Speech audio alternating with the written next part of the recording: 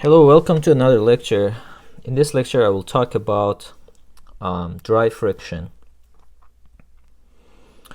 So let's see what is friction. First of all, friction is a force, and we all know what that means. When something is a force, that means it's a vector. When it's a vector, that means it has a magnitude and it has a direction. Okay. Friction is a force resisting the movement of two contacting surfaces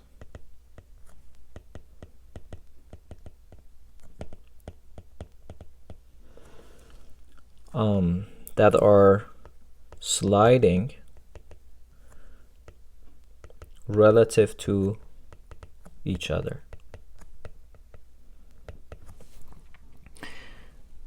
This friction force, this force is always tangent to the surface at the point of contact.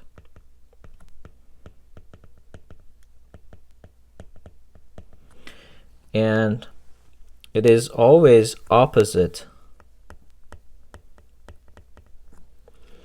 to the direction of movement.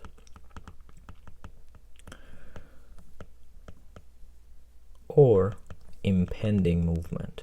We're going to talk about what does that mean, impending movement, in a couple of minutes. Okay. So let's see. Friction is a force resisting the movement. Now the question is friction a good phenomenon for us or no? Do we want friction or do we not want friction? And that really depends. So here I have another paragraph from the book 101 Things I Learned in Engineering School. It says friction is the enemy of a rolling object, but it is what allows it to roll.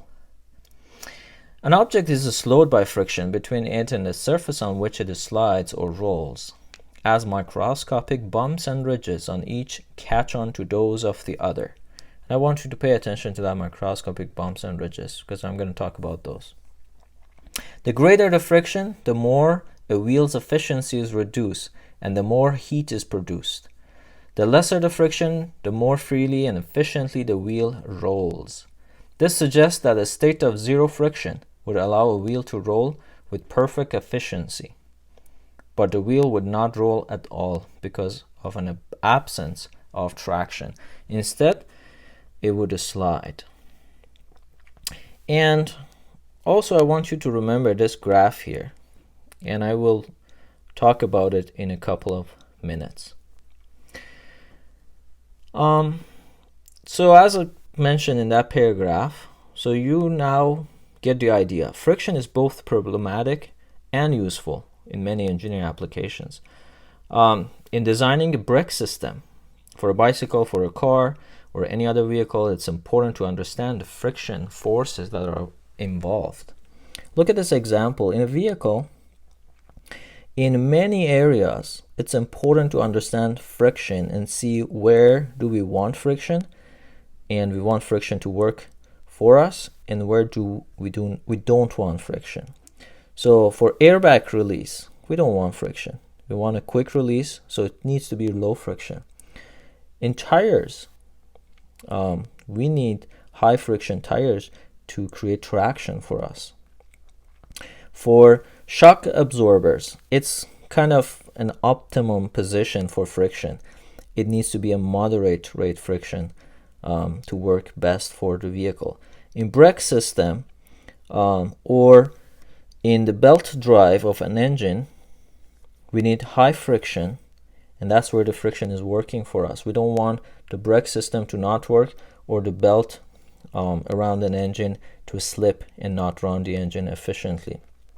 In journal bearings on the car or in the piston cylinder, those are the areas that we need low friction. So you see the importance of understanding how friction works and how to use it to our benefit in engineering design. So let's just start with a simple block sitting on a surface. It has a weight of W applied at the center of gravity, and we start to apply force P. As we increase the force P and we try to move this block, remember those microscopic ridges and bumps? So here is kind of a blown up picture of that surface, the contacting surface. No matter how smooth it is, there is still microscopic ridges and bumps like that. At every point of contact that you see that there is a normal force and a horizontal force, which is that force of friction applied. So if we take the average of these, kind of look at it at similar to a distributed load. And I'm going to explain in a minute why this kind of increases as we move forward. But think about it as a distributed load. We know how to analyze a distributed load. So we take all of those forces and put them as one friction force. And we take this distributed load, find kind of center of that area, and put a normal force there. So it will look like something like this. Now let's look at why this N is not directly under W. So here's what we can use from what we've learned from previous chapters. Let's see. Let's take a moment about point O and see what that means. Point O is right where I put my normal force and friction force. So I have force F and force N. They both go through point O, so I don't need to worry about them. The only forces that I have is W, which the perpendicular distance between O and line of action of W is that X. And the other force that I have is force P. Perpendicular distance between force P and point O is that H.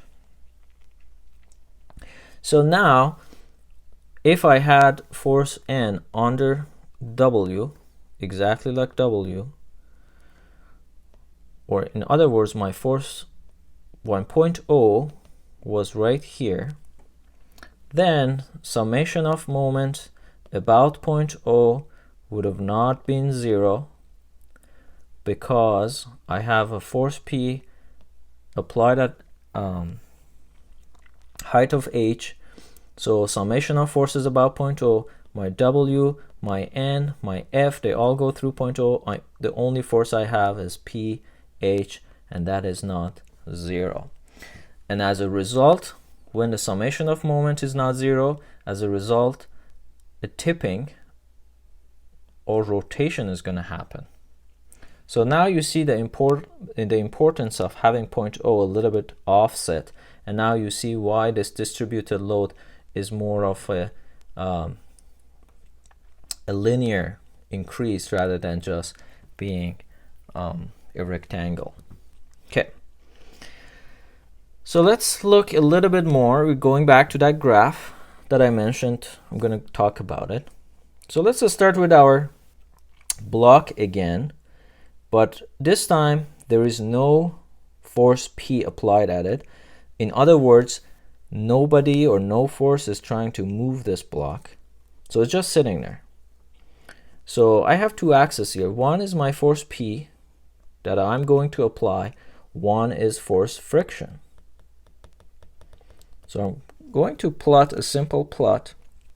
At this point, at a stage, let's call it 1, that is sitting, there's only a normal force and nothing else, and it's perfectly in equilibrium.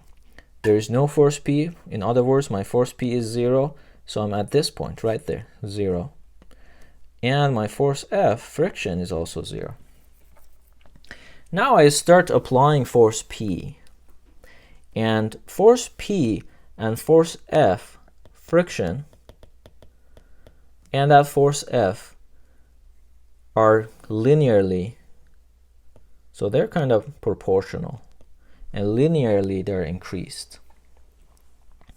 So as I increase my force P, the friction force increases, and as you can see, they're opposite direction of each other, but nothing is moving yet.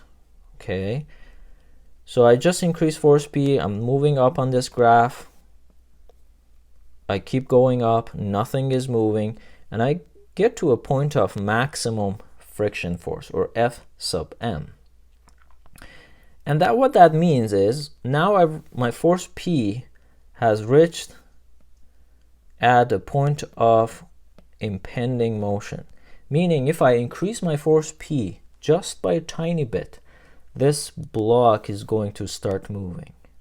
Up to this point, there hasn't been any movement. See, it's equilibrium, no motion. But I've got to a point that now I call it impending motion. Nothing is moved yet. Everything is still perfectly in equilibrium. But if I increase it, it's going to start moving. And that's this point. So this would be 3. So this is 1, this is 2, this is 0.3. Okay. Now that I increase force P, and then this will start moving. And as you can see, there's a drop. So my forced friction, this is what I like to call it F sub S, force of static friction. Okay, so that is my Fs is static friction force. And then when it starts moving, I like to call it kinetic friction force.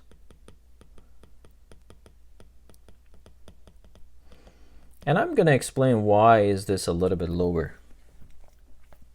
But what is important in this graph, and I want you to remember, is that impending motion. Let's look at another example. Okay, a block with weight of W resting on a board at variable inclination angle. At this angle that is sitting is theta equals 0.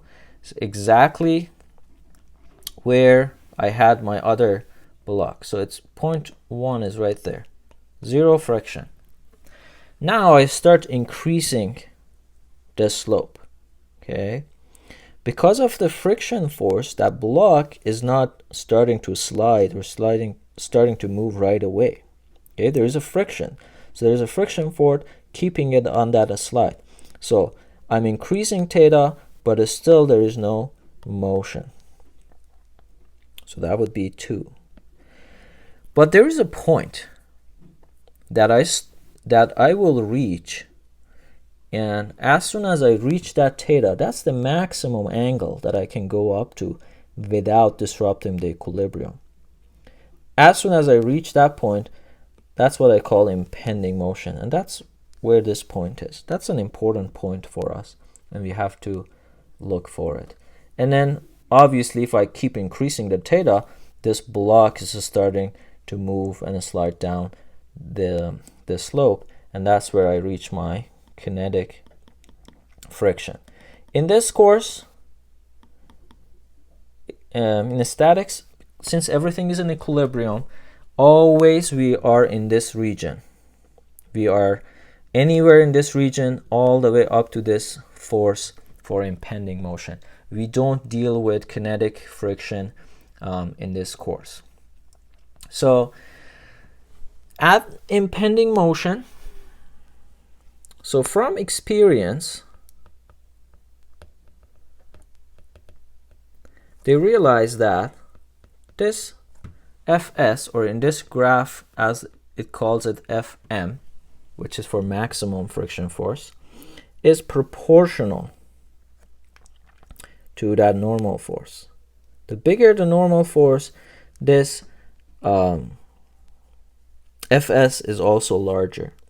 So as a result, they added a coefficient, a coefficient calling or named coefficient of friction, static friction, which is like an M with a one side longer than the other one, and we pronounce it as mu.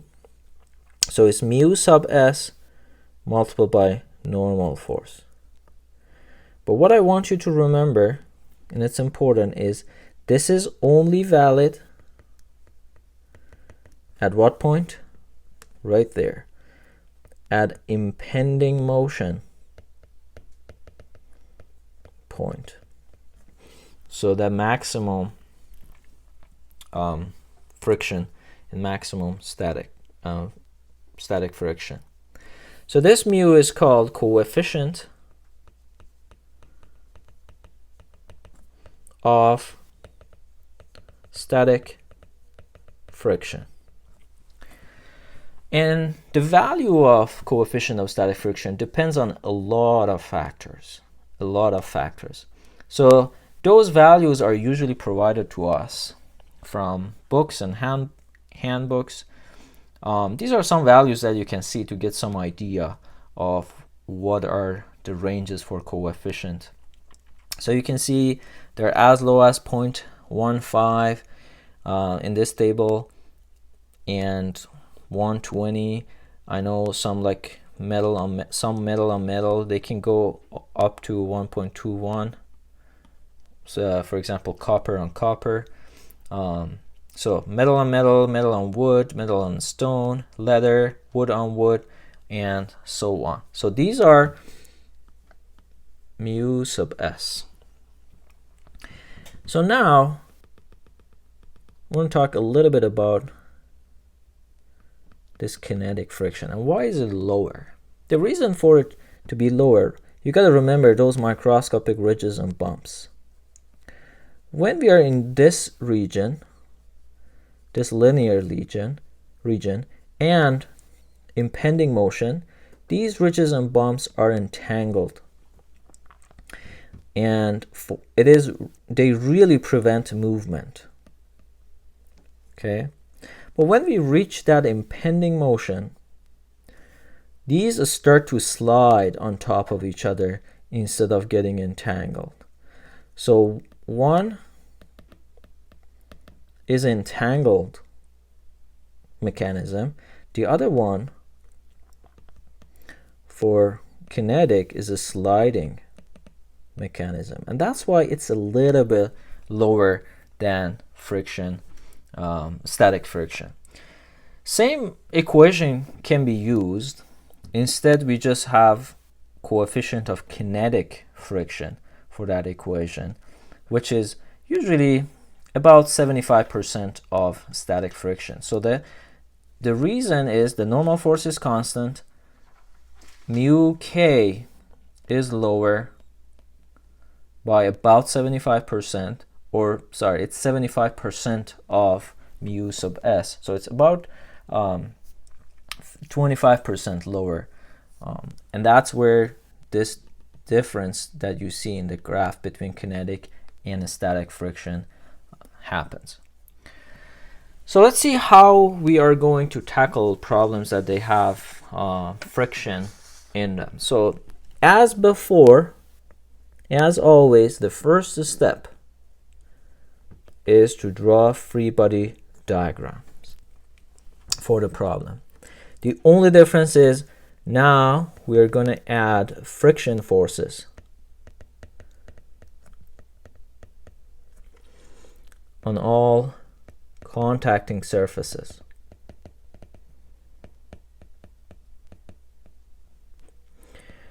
And the direction of it is opposite of impending, or I should say potential impending motion. Okay. Step 2 is applying equations of equilibrium. These are treated like a rigid body, which means equations I have is summation of forces in x being 0, summation of forces in y being 0, and summation of moment being 0. But what happens is now we have friction forces added to our rigid bodies. So that means extra unknown for us. But now we learn that we have an additional equation that we can use. So this will provide the fourth equation for us that will help us solve our problem. There is one catch though. So the only catch is this equation is only valid for impending motion points. So do not replace friction force, or sorry, F by mu sub s multiplied by n right away. You have to analyze your problem, try to figure out which point, which surface will slide first. This equation is valid only for that point. Here's an example. If I put a ladder like this on the ground and a person is trying to go up on the ladder, I have point A, I have point B. You don't know which point, if any of them, going to slide first. So sometimes the problem will tell you, hey, find coefficient of static friction if point A slide first, or point B, or none of them, or both of them. So you can apply this equation only where impending motion is going to happen and where you know that's going to be impending motion. We are going to go through a lot of examples of different scenarios where you know which one is going to slide first, when you don't know, when you have to test both to see which one is going to slide first, or the cases where the problem tells you that, hey, point A or point B are going to slide first, meaning reach that impending motion point first. So it's extremely important to remember this equation is valid only for impending motion points. Thank you.